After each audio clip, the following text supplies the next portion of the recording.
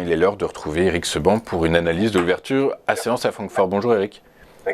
Bonjour. Bonjour, merci beaucoup d'être avec nous ce matin. Vous êtes trader, formateur et coach, Eric. Et malgré la petite baisse à l'ouverture sur le DAX, la hausse semble inexorable. Oui, alors pourquoi pas. C'est pas si sûr que ça en fait. Alors inexorable. Si on se place sur le plan de ça peut monter parce qu'il n'y a pas de velléité baissière. Oui, évidemment, ça c'est vrai. Si on n'a pas de vendeurs très motivés sur les niveaux actuels, alors niveau actuel. Jeudi, on est sorti par le haut. Bon, c'était attendu, c'était le plus probable. Ok. On a fait 2% de hausse pour sortir du range dans lequel on évoluait depuis la mi-janvier. Tout ça, c'était attendu. De même que l'absence de relais. C'est ce qu'on avait évoqué ensemble. Parce qu'on n'a pas, dans le contexte actuel, des changements qui pourraient nous amener à imaginer, en tout cas, que un flux d'intérêt pourrait se manifester, un flux d'intérêt à l'achat. Bon, alors on est monté de 2%, et puis depuis vendredi, lundi et puis hier, on a rebaissé gentiment. Donc pas de relais, c'était attendu, c'est constaté. Pas étonnant, parce qu'évidemment, on n'a pas de raison de voir les investisseurs moyen et long terme se précipiter pour acheter parce qu'on est sorti du range, évidemment pas. Donc c'est du flux spéculatif, tout ça on sait, on dit à peu près toujours la même chose chaque semaine.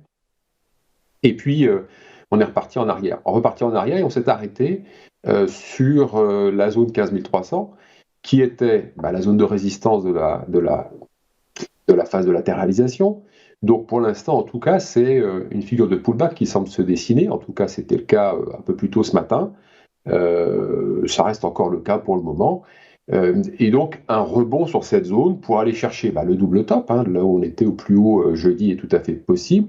Là, on aura donc un double top, c'est-à-dire que c'est une entrée possible pour les baissiers, de manière à viser un écart qui serait de l'ordre de ce que l'on vient de baisser, voilà, dans un premier temps. Mais la question maintenant, en effet, c'est est-ce qu'on va trouver beaucoup de vendeurs à cet endroit-là? Moi, je pense pas. Je pense pas que les intérêts, la conviction des baissiers soit très forte encore. Je pense qu'on va plutôt aller les chercher un cran au-dessus, du côté de 700, 660, 690, ça serait probablement un petit dépassement, comme j'indiquais sur mon graphique. Si on revenait vers les plus hauts de jeudi, je pense qu'on dépasserait légèrement par là, parce qu'en fait, juste au-dessus, il y a une résistance un petit peu en dessous de 700, et que s'il y avait des intérêts baissiers qui voulaient se mettre en place, par l'ouverture de position, de vente à découvert, ça serait plutôt de ce côté-là. Maintenant, est-ce qu'ils seront là? Je ne sais pas. On va voir. On va voir. En effet, ça peut continuer à monter parce que justement, il n'y a pas de conviction baissière. Ça montera, alors, toujours pareil, des contraintes techniques, des obligations de faire, même si elles sont restées, vous avez dit, elles se sont un petit peu calmées, ces pressions haussières qui partaient, allez, on va prendre large depuis début octobre, étaient sur tous ceux qui jouaient la baisse. À la faveur de la zone de latéralisation, je vous disais la semaine dernière, la pression haussière sur les baissiers commençait à baisser, et donc les pressions en cas de sortie par le haut de la zone de latéralisation seraient certainement modestes. Et c'est ce qu'on a pu voir, parce qu'en définitive, on est monté, et puis derrière, il n'y a pas eu d'obligation de faire, d'obligation d'accompagner le marché en achetant. Non, c'est redescendu gentiment. Donc, en effet, dans la zone de latéralisation, il y a eu une redistribution un petit peu du risque. Les baissiers ont eu le temps de se protéger contre une sortie par le haut parce qu'elle était la plus probable. Parce que c'était aussi très probable qu'il n'y ait pas de relais, alors personne s'est énervé, et puis finalement le scénario de protection se déroule comme prévu. Maintenant, si on fait le pullback, si on fait un cran plus haut, en effet, on aura à nouveau un niveau d'embêtement qui va monter d'un cran, avec l'obligation d'acheter les sous-jacents de la part notamment des vendeurs d'options call.